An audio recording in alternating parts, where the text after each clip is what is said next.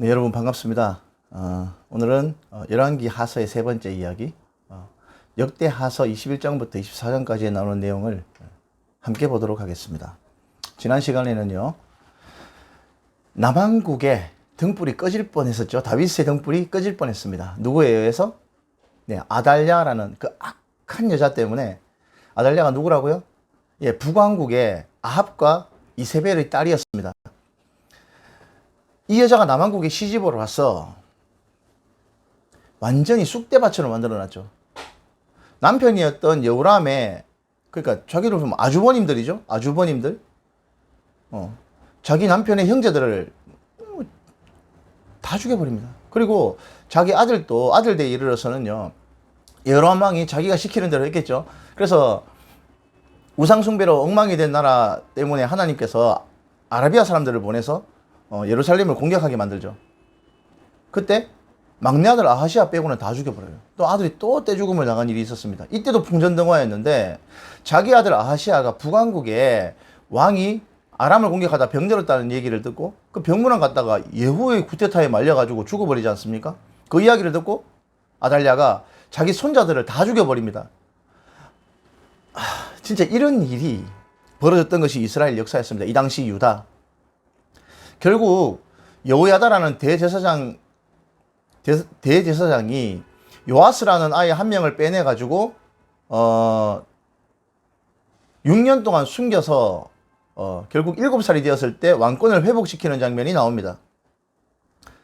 자, 오늘은요 이 요아스 왕의 치세에 대해서 한번 보도록 하겠습니다. 13장 말씀, 12장에서 13장까지의 이어지는 말씀을 토대로 하고 또 이제 이 시대에 활동을 했던 선지자 요나 선지자에 대해서 알아보도록 하겠습니다. 자, 먼저 이 도표를 한번 계속 보시게 될 건데요, 남한국과 북한국의 왕의 연대표입니다. 이 연대표를 보시면 지금 여기 남한국에는 8대 왕 요아스 때 지금 12장에 볼 건데, 요아스는요 남북왕국을 통틀어 가장 어린 왕입니다. 7살 때 왕이 되었고요, 아달랴의 마수에서 극적으로 살아납니다. 한 명 빼돌리죠.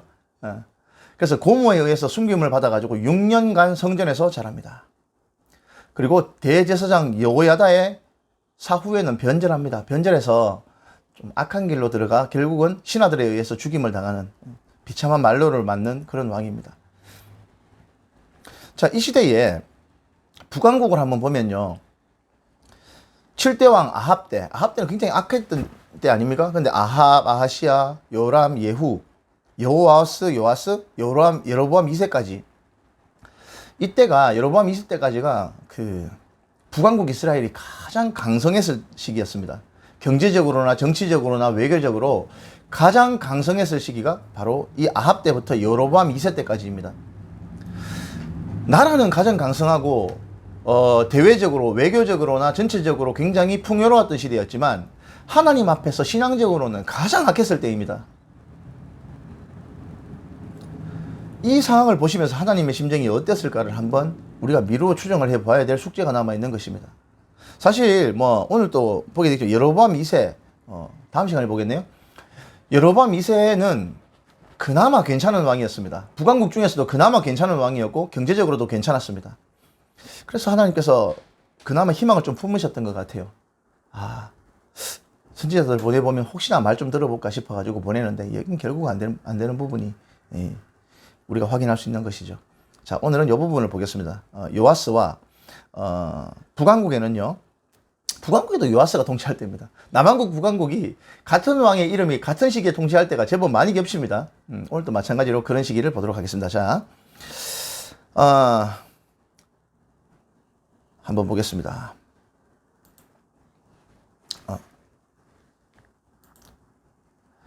네. 11장 21절에서 12장 3절까지의 말씀을 한번 보도록 하겠습니다. 21절입니다. 요아스가 왕이 될 때에 나이가 7세였더라. 예후의 제7년에 요아스가 왕이 되어 예루살렘에서 40년간 통치하니라. 그의 어머니 이름은 시비아라 브엘세바 사람이었더라.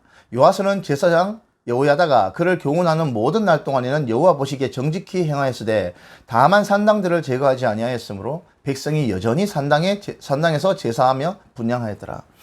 여러분, 이 열왕기서의 역사학자는요, 열왕기서를 기록하신 분은 이 산당 자체를 굉장히 부정적으로 봤습니다. 사실 산당이라고 하면 산에 지은 신당이죠. 여기에 보면 우상숭배가 팽배했는데 사실 이 신당에는요, 아무 신이나 섬길 수 있도록 만들어 놓은 곳이었습니다. 거기서 바알도 섬길 수 있었고요, 아세라도 섬길 수 있었습니다. 심지어 하나님을 예배할 수도 있었습니다, 거기에서.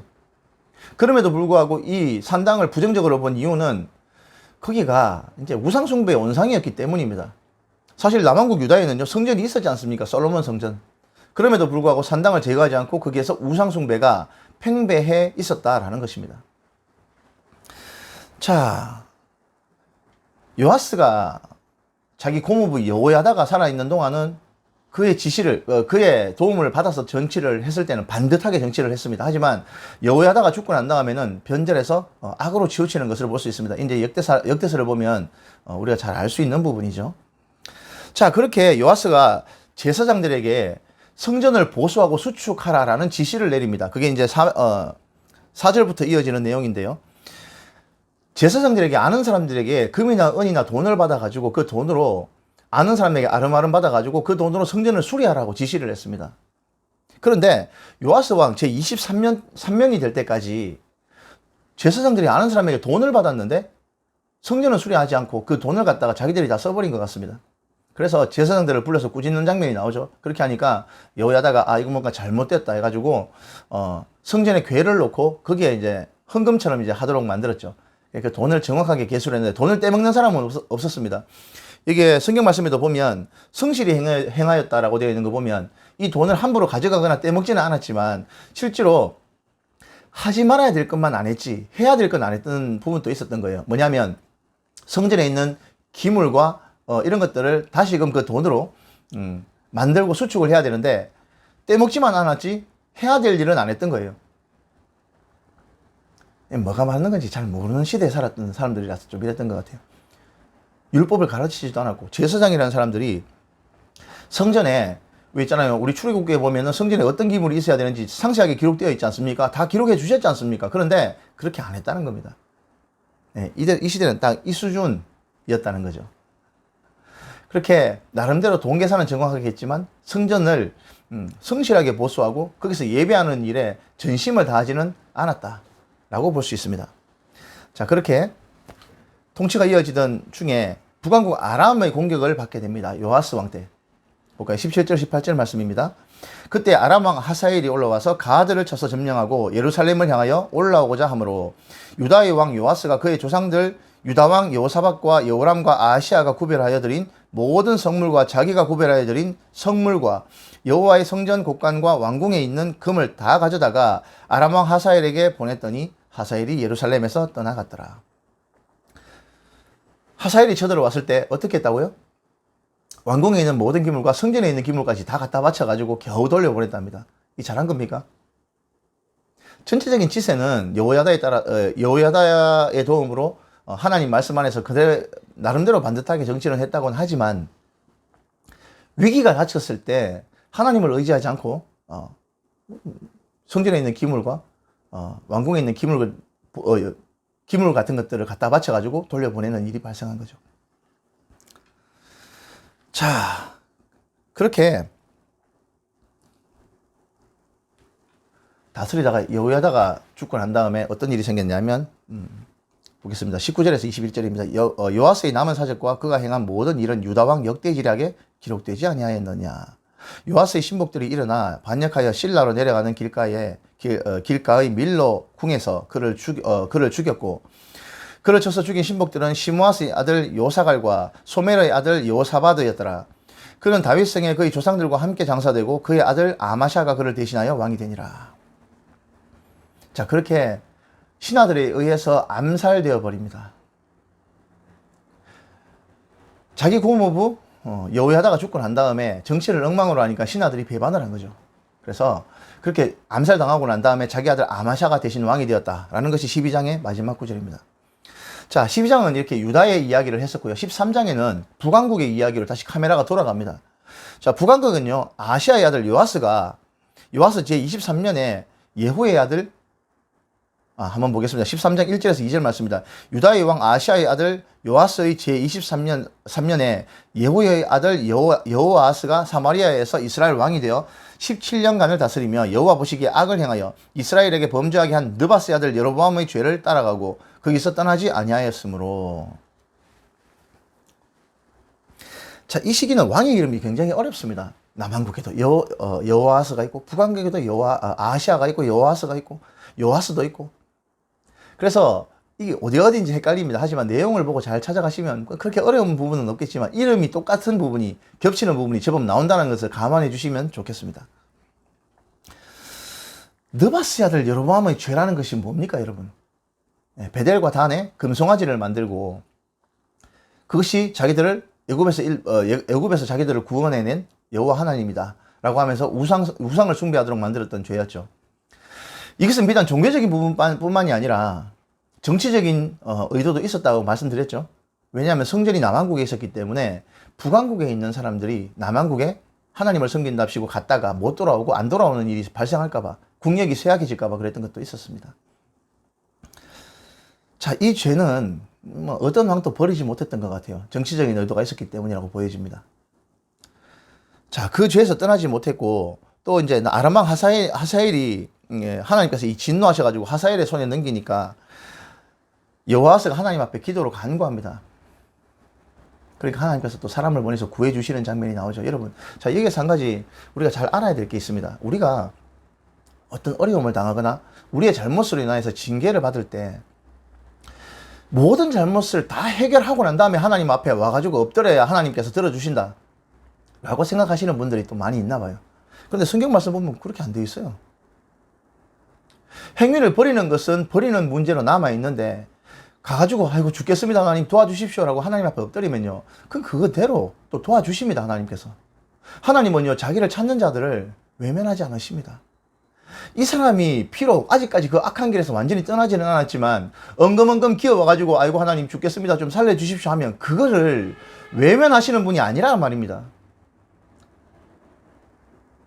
우리는 이 점을 오해하면 안 됩니다. 자, 이때도 마찬가지예요. 여호아스가 하나님 앞에 그 악한 길에서 떠나지 않았음에도 불구하고 하나님께 간구를 하니까 하나님께서 그 학대 받는 것을 구해 주셨다라고 되어 있습니다. 자, 여로보암의 죄, 이것은 버릴 수가 없나 봐요. 그렇게 여호아스가 죽고 난 다음에 그의 아들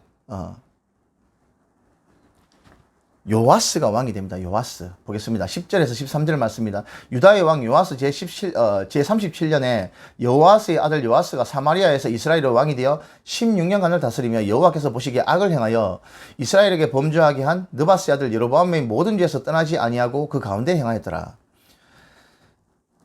요아스의 남은 사적과 행한 모든 일과 유다 왕 아마샤와 싸운 그의 업적은 이스라엘 왕 역대지략에 기록되지 아니하였느냐.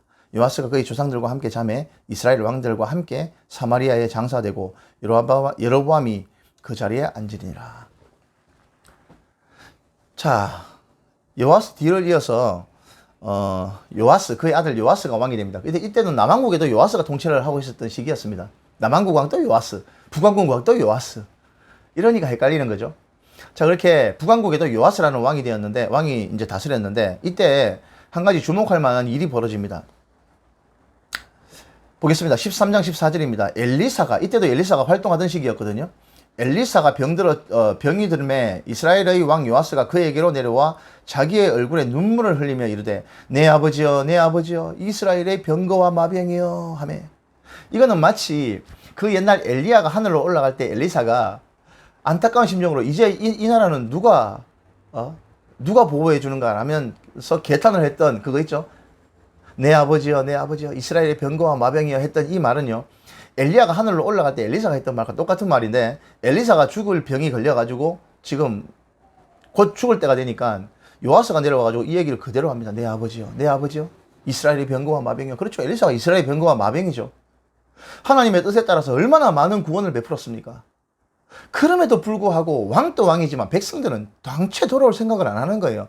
당최 돌아올 생각을 안 하는지 선지서를 보면 알 수 있습니다. 왜냐하면 그때 시대상이 하나님께서 그 백성들을 보고 개탄스러워하는 마음이 선지서에 기록되어 있기 때문입니다. 자, 이렇게 자기의 죽음을 안타까워해서 뛰어온 요아스에게 엘리사가 이야기합니다.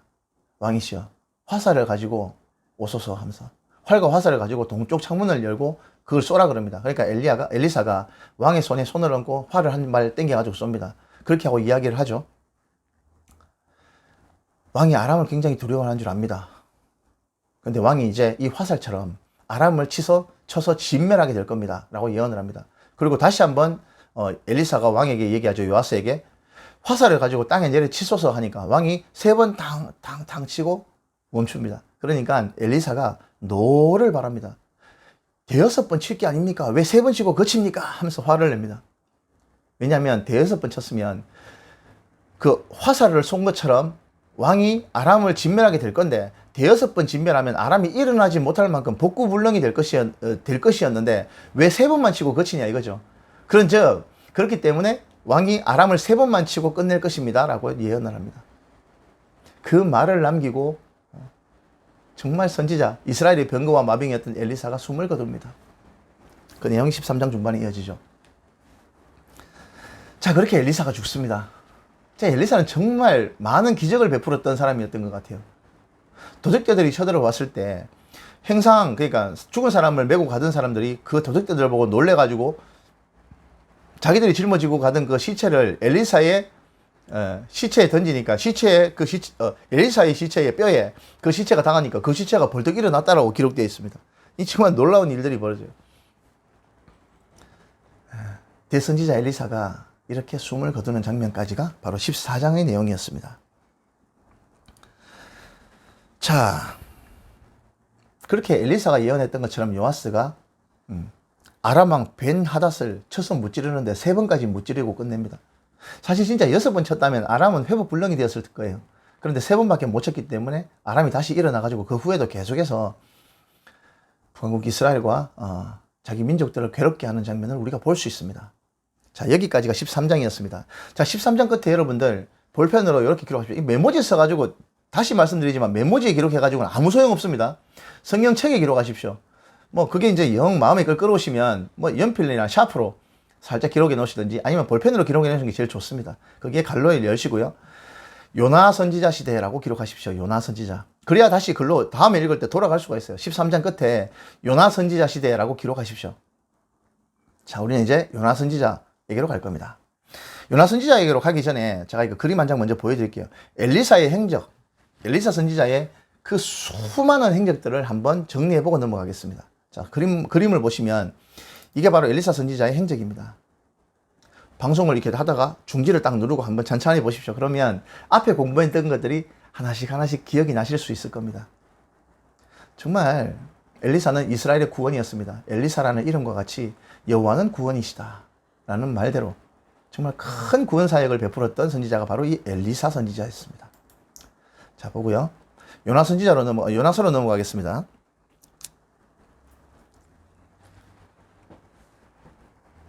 이때만 해도 많은 선지자들이 와서 하나님의 말씀을 전했습니다. 뭐 앞선 말씀대로 아합 때도 뭐 엘리야 선지자도 있었고요. 미가야 선지자도 있었고요. 엘리사 선지자도 있었습니다. 그 위에 이름 없이 이름 없는 선지자들이, 예언자들이 계속해서 나옵니다. 왜 나왔습니까? 너희들 이렇게 하면 정말 죽는다. 큰일 난다. 약속이 틀리지 않느냐. 레위기라는 약속을 두고 나하고 약속을 했지 않느냐.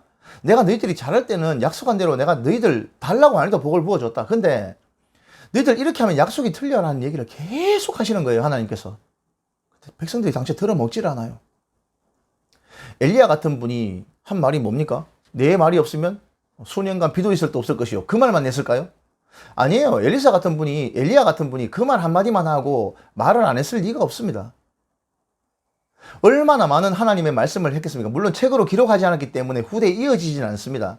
우리 지난 시간에 봤던 요엘 선지자처럼 기록을 했다면 지금으로 이어지겠지만 엘리야 같은 위대한 선지자가 얼마나 많은 하나님의 말씀을 전했겠습니까? 근데 백성들은 꿈쩍도 안 하는 거예요. 왕도 꿈쩍을 안 했고. 요나 선지자가 왜 나왔는지에 대한 내용을 설명을 하는 겁니다. 아무리 자기 백성에게 하나님께서 선지자를 보내도 틀어먹지를 않으니까 요나 선지자를 부릅니다. 요나 선지자의 기여부터 한번 볼까요? 1장 1절에서 17절까지가 요나의 소명과 불순종에 대한 내용이고요. 2장 1절부터 10절, 2장 말씀은 요나의 회개와 구원, 요나의 기도가 나오죠. 3장이 니느웨를 향한 요나의 메시지를 요나가 선포하는 내용이 나오고요. 마지막 4장의 내용은요, 니느웨에 대한 하나님의 자비에 대한 내용입니다. 자, 이게 요나서인데요. 요나서는 이렇게 보셔야 됩니다. 세계 열방을 향한 하나님의 사랑과 자비, 이렇게 볼 수도 있겠죠. 너무 단편적인 거예요. 그게 그치는 것이 아니라 요나 선지자가 왜 니느웨로 가서 말씀을 전했는지에 대한 이유를 한번 생각해 봐야 됩니다.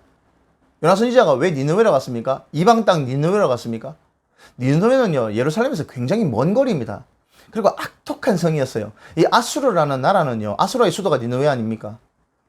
소수민족으로서 대제국을 이룬 나라였습니다. 옛날 우리 청나라도 마찬가지였지 않습니까? 중국에 소수민족이 대제국을 거느리고 큰 땅덩어리를 잡아먹으면 어떤 일이 벌어집니까? 혹독하게 통치합니다. 왜? 그래야 겁을 먹어서 반란을 못 일으키니까. 아수르도 마찬가지였습니다. 굉장히 악독한 나라였습니다. 힘으로 압제를 해야 반란을 일으킬 꿈도 못 꿨기 때문에 굉장히 압제를 했던 나라였습니다. 이 악독한 나라에 하나님께서 요나 선지자를 부릅니다. 한번 볼게요. 1절에서 3절 말씀입니다. 여호와의 말씀이 아미떼의 아들 요나에게 이만이라 이르시되 너는 일어나 저 큰 성읍 니느웨로 가서 그것을 향하여 외치라. 그 악독이 내 앞에 상달되었음이니라 하시니라. 그러나 요나가 여호와의 얼굴을 피하려고 일어나 다시스로 도망하려 하여 욥바로 내려갔더니 마침 다시스로 가는 배를 만난지라. 여호와의 얼굴을 피하여 그들과 함께 다시스로 가려고 배삭스를 주고 배에 올랐더라. 자, 이게 무슨 말이냐면 하나님께서 요나 선지자를 이방 땅 니느웨로 보냅니다. 아수르의 수도 니느웨로 보냅니다. 이게 뭐냐면 내 백성들은 아무리 얘기해도 들어먹지를 않으니까 너 가서 내 말을 이방 땅에 한번 전해봐라, 이 얘기죠.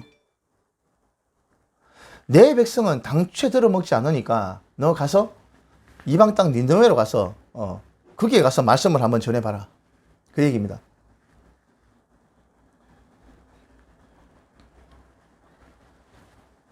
그러면 야들이 회개를 하나하나 한번 보겠다라는 것이 하나님의 의도였죠.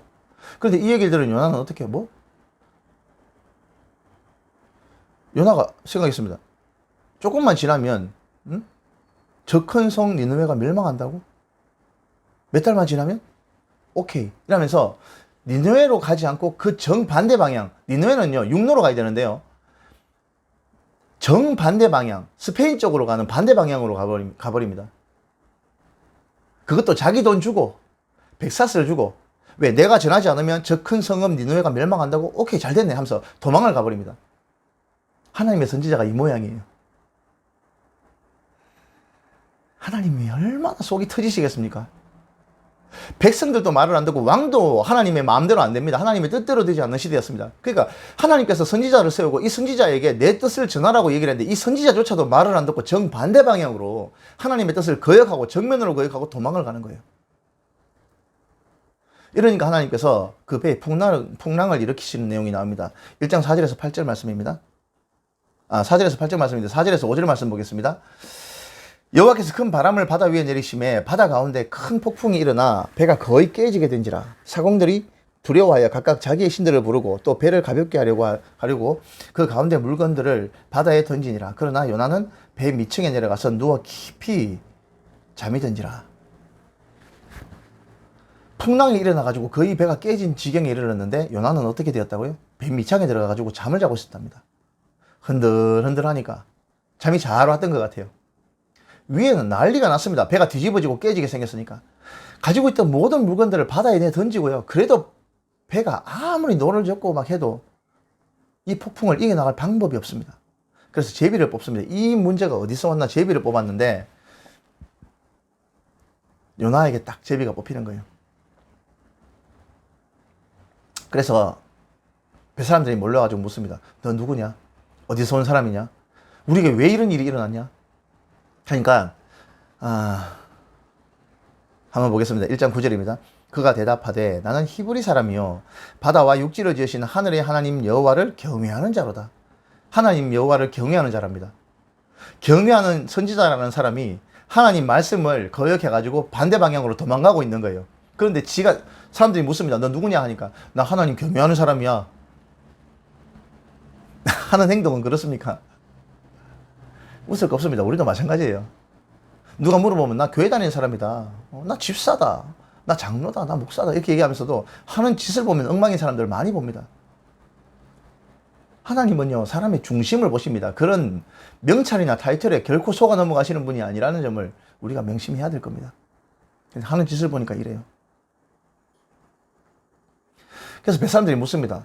이 일이 무엇 때문에 벌어졌고 어떻게 해야 우리가 이 풍랑을 벗어날 수 있을까 물으니까, 아, 내가 하나님 말씀을 거역해서 그런 거야. 그럼 나를 바다에 집어 던지면 이 풍랑이 멈춰질 것이다. 요나가 압니다. 사람들이 차마 살아있는 사람을 바다에 던지지도 못하고 무슨 심청이도 아니고요. 인당수물에 막 던졌던 그 심청이도 아니고 못 던지는 거예요. 그러니까 풍랑이 더 심하게 몰아치는 겁니다. 애를 쓰면 쓸수록 더 어려움 속에 빠져나오지를 못하고 있는 거예요.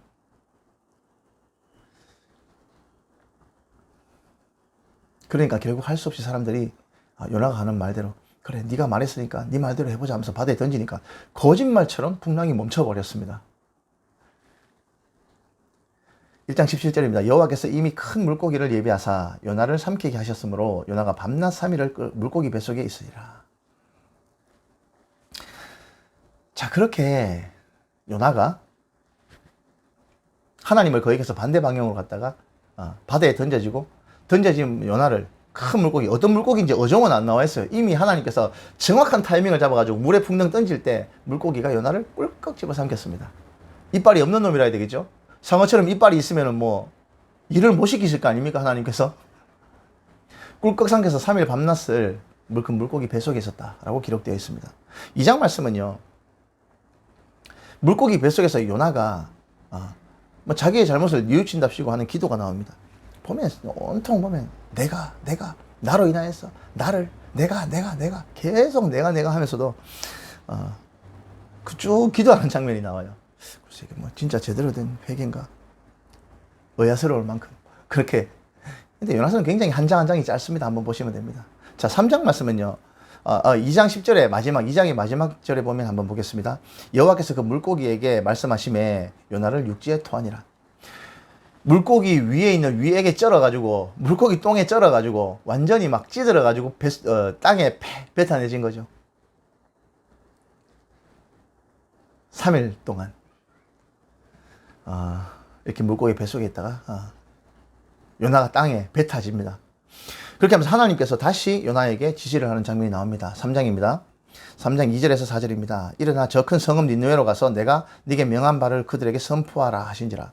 요나가 여호와의 말씀대로 일어나서 니느웨로 가니라. 니느웨는 사흘 동안 걸을 만큼 하나님 앞에 큰 성읍이더라. 요나가 그 성읍에 들어가서 하루 동안 다니며 외쳐 이르되 40일이 지나면 니느웨가 무너지리라 하였더니, 니느웨가 어떻다고요? 사람의 걸음으로 큰 성읍에서 3일 동안 걸어 다녀야 이 끝에서 저 끝까지 갈 수 있는 큰 성이었다고 되어 있습니다. 우리가 살고 있는 부산도 3일 동안 이 끝에서 저 끝 동안 3일 동안 걸을 만큼 큽니까? 그렇지 않죠. 3일 동안 걸어야 되면 얼마나 큰 성읍이었습니까? 그런데 니느웨가 이 큰 성읍이었는데 요나가 하루 동안 다니면서 말씀을 외쳤다라고 되어 있으면 이거 정성껏 한 겁니까? 정말 엉망으로 한 겁니까? 처삼촌 벌초하듯이 정말 대충 한 거예요. 3일 동안 곳곳을 누비면서 얘기를 해도 모자랄 성읍을 하루 동안 다니면서 외치고 치아프답니다. 40일이 지나면 니느웨가 무너지리라. 그것도 정말 개떡같이 전했겠죠. 근데 놀라운 일이 벌어졌습니다. 모든 사람들이 이 얘기 듣고 뭐라고? 하면서 다 하나님 앞에 무릎을 꿇고 제 꿇어 엎드려 가지고 베옷을 입고 회개하기 시작합니다. 온 니느웨가, 놀라운 일이 벌어지죠. 곡식들까지도 곡기를 끊고 온 왕까지도 내려와 가지고 베옷을 입고 굵은 재에 앉아 가지고 회개합니다. 이 개떡같이 전하는 요나의 말씀에 온 니느웨가 완전히 뒤집어져 가지고 온 백성, 온 국민이 엎드려 가지고 하나님 앞에 회개합니다. 여러분, 이런 일은요, 이스라엘 역사에 한 번도 없었습니다, 여러분. 단 한 번도 이스라엘 역사에 이런 일이 없었다는 겁니다. 어린아이부터 위로 왕까지 그리고 동물들, 가축들까지 모두 엎드려가지고 하나님 앞에 대대적인 회개를 했던 것은 이스라엘 역사에는 단 한 번도 없었다니까요. 하나님의 입장에서 한번 생각해 보세요. 얼마나 기가 차겠습니까? 자기 백성은요, 예언자, 선지자들을 그렇게 보내도 다 때려 죽여버리고 말을 듣지 않았던 자기 백성들 아닙니까? 근데 이 악독한 성 아수르의 수도 니느웨는요, 요나가 가가지고 개떡같이 하루만 전했습니다. 그런데도 이런 대회개의 역사가 일어나는 거예요. 여러분, 입장 바꿔놓고 하나님 입장에서 한번 생각을 해보세요.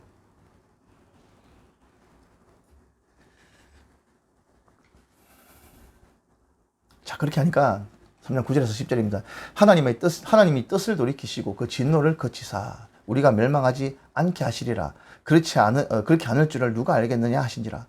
하나님이 그들이 행한 것, 곧 그 악한 길에서 돌이켜 떠난 것을 보시고 하나님이 뜻을 돌이키사 그들에게 내리리라고 말씀하신 재앙을 내리지 아니하시니라.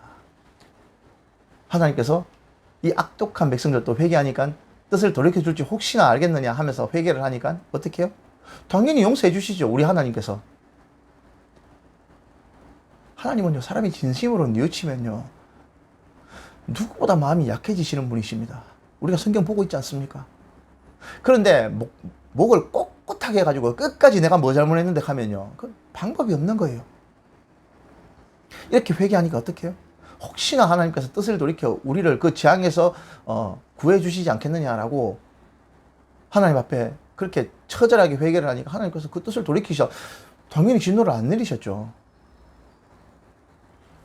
그렇게 4장 말씀해 보면요, 개떡같이 그 말씀을 전한 요나가 하나님께서 뜻을 돌이키시고 진노를 안 내리시니까 화가 났습니다.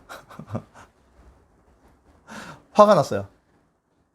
씩씩거리면서 하나님은 자비로우시고 의로우시고 노하기를 더디하시는 분인지 제가 알았습니다. 그런즉 나를 죽여버리십시오. 그냥 사는 것보다 죽는 것이 나으니이다 하면서 하나님 앞에 빠락빠락 대듭니다. 요나가. 그 4장의 말씀 보면 나오잖아요. 아이고, 하나님은 좋겠습니다. 자비하시고 노하시기를 더디하시고 인자하심이 많으셔서 좋겠습니다. 그냥 저 딱 죽여버리십시오. 이렇게 얘기합니다. 그러니까 하나님께서 요나를 보고 말씀하시죠. 요나야, 네가 그렇게 화를 내는 것이 어찌 옳으냐 하면서, 네가 화내는 게 지금 맞나? 이렇게 얘기를 하시는 거죠. 그러니까 요나가 씩씩거리면서 발걷어 붙이고 산 동산 언덕에 올라갑니다. 올라가서 자기를 위해 초막을 짓고요, 요놈들 망하나 안 망하나 하면서 보고 그 자리에 털고 앉아가지고 언덕 위에서 내려다 봅니다. 망해야 되는데 망해라, 망할걸, 망해야 되는데 계속 이라고 앉아 있는 거예요. 요나가. 아니, 자기가 할 일 끝났으면 돌아가야 될 거 아닙니까? 근데 니느웨가 망하는 꼴을 보고서야 돌아가겠다라는 그런 심정으로 언덕배기 위에 집을 초막을 하나 지고 거기 앉아가지고 내려다보고 있는 거예요. 그러니까 그런 요나를 위해서 하나님께서 박넝쿨 하나를 이렇게 뾰로로록 만들어 주십니다. 박넝쿨 이렇게 이파리가 크잖아요. 그러니까 요나가 땡빛에서 보다가 박넝쿨 하나 있으니까 너무 좋아가지고 너무 좋아합니다. 시원하다고. 박넝쿨 밑에서 시원하다고 너무 좋아하면서도 내려다보면서 요놈들 망하나 안 망하나 보자. 그러고 앉아있어요. 그렇게 하루가 지나고 새벽에 하나님께서 벌레를 보내가지고 그 박넝쿨의 줄기 부분을 사각사각 잘라 먹게 만드세요. 그리고 아침이 돼가지고 뜨거운 해가 뜨고 동풍이 부니까 요 박넝쿨이 꼬실해져가 말라보네. 그러니까 요나가 어제까지 시원하게 잘 있었던 박넝쿨이 말라버리니까 막 성질을 냅니다. 머리가 막 뜨거워지니까 사는 것보다 죽는 것이 나으니다 하면서 말씀 보면 그렇게 돼 있잖아요. 볼까요? 8절에서 11절 말씀 한번 보겠습니다. 해가 뜰 때에 하나님이 뜨거운 동풍을 예비하셨고 해는 요나의 머리에 쪼임에 요나가 혼미하여 스스로 죽기를 구하여 이르되 사는 것보다 죽는 것이 내게 나으니이다 하니라. 하나님이 요나에게 이르시되 네가 이 박넝쿨로 말미암아 성내는 것이 어찌 옳으냐 하시니 그가 대답하되 내가 성내어 죽기까지 할지라도 옳으니이다 하니라. 여호와께서 이르시되 네가 수고도 아니하였고 재배도 아니하였고 하룻밤에 났다가 하룻밤에 말라버린 이 박넝쿨을 아꼈거든. 하물며 이 큰 성읍 니느웨에는 좌우를 분별하지 못하는 자가 12만여 명이요 가축도 많이 있나니 내가 어찌 아끼지 아니하겠느냐 하시니라. 심지어 이방민족도요, 하나님께서 아끼신다고. 여러분, 이거는요, 우리가 이 말씀을 제대로 이해하려고 하면 우리가 출애굽기 19장 5절 6절 말씀 있죠. 세계가 내게 속하였나니 내가 내 말을 잘 듣고, 그 내용 아시죠? 내 음성을 듣고 거룩한 나라가 되고 제사장 나라가 되고 거룩한 백성이 되리라. 그러니까 하나님께서 이스라엘 세운 목적은요, 뭐라고요? 하나님과 언약을 잘 맺어서 하나님과 좋은 관계를 맺고, 그러면 복을 부어주실 것이고, 하나님의 백성들은 하나님을 향하여 마음이 순전하고 온전하면 그 관계가 너무나 아름다워서 주변에 소문이 날 것이다. 그러면 주변 나라들이 나도 하나님 좀 믿게 해도 하면서 사방에서 몰려드는 것을 하나님께서는 꿈에 그리셨습니다. 그런데 그 맏형격으로 제사장으로 삼았던 이스라엘 요 백성 요 우리나라 강원도보다 조금 더 큰 요 땅덩어리 하나의 작은 백성 하나가 마음대로 안 되시는 거예요, 지금. 아무리 예언자들을 보내고 선지자들을 보내도 털어먹지를 않는 거예요. 그러니까 하다 안 돼서 요나에게 지시를 하셔가지고 이방 땅 그 악독한 성 니느웨에 가가지고 네가 내 말을 한번 전해봐라. 얘네들은 내 말을 듣나 안 듣나 한번 보자라는 겁니다. 그런데 어떻게 해요? 3일 동안 가가지고 돌아다녀야지 끝까지 갈 수 있는 이 성에 하루 동안 다니면서 정말 개떡같이 절했는데도 온 니느웨 백성들이 제 위에 죄를 뒤집어 쓰고 무릎을 꿇고 베옷을 입고 회개를 하는 일이 벌어지는 거예요. 여러분, 하나님 심정이 좀 보이십니까? 내 새끼는 내 마음대로 안 돼요. 근데 나무 새끼는 말 한마디에 찰떡같이 듣는 거예요. 이 광경을 보시고 하나님께서 어떻게 생각하시겠습니까? 우리가 그 심정을 좀 알아야 됩니다. 지금 우리가 앞에 보았던 열왕기 하서 12장에서 13장 말씀에도 역대의 왕들도 많이 나왔죠? 왕들은 왕들의 이야기의 흐름이 있고요. 지금 백성들은요, 하나님께로부터 마음이 떠나서, 왜냐하면 풍요롭고 잘 살거든요. 우리나라도 마찬가지 아닙니까? 지금 이 시대의 예언서는요, 지금 우리나라 시대하고 정말 너무나 흡사해요. 하나님께서 주신 복으로 잘 먹고 잘 살고는 있는데, 점점 자기 마음대로, 자기 기준에 따라서 자기 마음대로 믿는 거예요. 헛된 노래를 지절대고요. 이 뒤에 이사야서하고 아모스서 한번 가보십시오. 제발 그 노래 좀 거치라고, 성전에서 하는 노래. 정말 듣기 싫어 죽겠다고. 마음이 없는 제사를 내가 어떻게 받겠냐고. 마음이 없는 겁니다, 하나님 앞에. 이런 시대라는 것을 우리가 명심하고 이 예언서를 읽어야 됩니다. 사실 요나서는요, 굉장히 이 요나서를 보면 처음부터 끝까지 요나가 굉장히 나쁜 사람으로 묘사되어 있습니다. 그런데 왜 이렇게 묘사되었습니까? 요나는 굉장히 훌륭한 분이십니다. 애국자이고요. 그런데 왜 이렇게 기록했습니까? 요나 자기가 기록했으니까 이렇게 기록할 수 있는 거예요. 나중에 시간이 지나고 그 모든 것이 하나님의 뜻에 맞춰 봤을 때 자기의 모습이 너무나 부끄러웠기 때문에 자기를 이렇게 못된 사람으로 묘사를 한 겁니다. 실제로 도망간 것도 사실이긴 하지만 이렇게 어떻게 못되게 묘사를 할 수가 있겠습니까? 이건 자기가 기록했기 때문에 가능한 거예요. 자, 11절에 보면 보겠습니다. 하물며 이 큰 성읍 니느웨에는 좌우를 분별하지 못하는 자가 12만여 명이요 가축도 많이 있나니 내가 어찌 아끼지 아니하겠느냐 하시니라. 이러고 끝나요. 이 뒤에 더 이상 말이 너저분하게 붙으면 이거는 정말 좀 약간 뭐라 해야 되나, 마무리가 좀 깔끔하지 못한 거죠. 요나 할 말 없음. 하나님께서 아끼지 않게, 하나님께서 아끼시겠답니다. 좌우를 분별하지 못하는 이 12만여 명의 사람과 육축들을 아끼시겠답니다. 아끼시겠다고. 하나님께서 아끼시겠다는데요. 심지어 자기 백성은 안 아끼시겠습니까? 자기 하나뿐인 독생자의 피로 값주고 사신 우리를 아끼지 아니하시겠습니까? 여러분들 지금 좀 고통 중에 있고 힘든 가운데 있다고 하나님에 대해서, 하나님 왜 이렇게 나를 어려움 가운데 내버려 두십니까? 라고 생각하시는 분 계십니까? 하나님, 여러분들 이 모든 것은 과정입니다. 과정, 결론이 아니에요. 이 과정을 우리가 잘 겪어 나갈 수 있어야 됩니다. 자, 오늘은 요나서까지 보도록 하겠습니다. 이 시대가 어떤 시대였는지, 열왕기서와 역대서를 보면서 왕들과 제사장들과 그 위에 상류층도 보셔야 되겠지만, 지금 보고 있는 요나서와 요엘서와 요나서와 아모스서를 보면서 백성들이 그때 당시 하나님에 대한 마음과 생각이 어떠했는지를 우리가 볼 수 있어야 한다라는 것입니다. 자, 이렇게 정말 깜깜한 시대를 지나가고 있습니다. 이래도 괜찮은 걸까요? 안 괜찮습니다. 안 괜찮은데도 사람들은 자기 행위에서 돌이킬 생각을 안 하는 겁니다. 부디 우리는 하나님의 마음을 이 성경 말씀을 통해서 찰떡같이 알아듣고 하나님의 신실한 백성으로 돌아가서 하나님을 기쁘게 하고 하나님을 사랑하는 믿음의 백성들이 될 수 있기를 주님의 이름으로 축원합니다. 오늘 강의 여기까지 하도록 하겠습니다. 수고하셨습니다.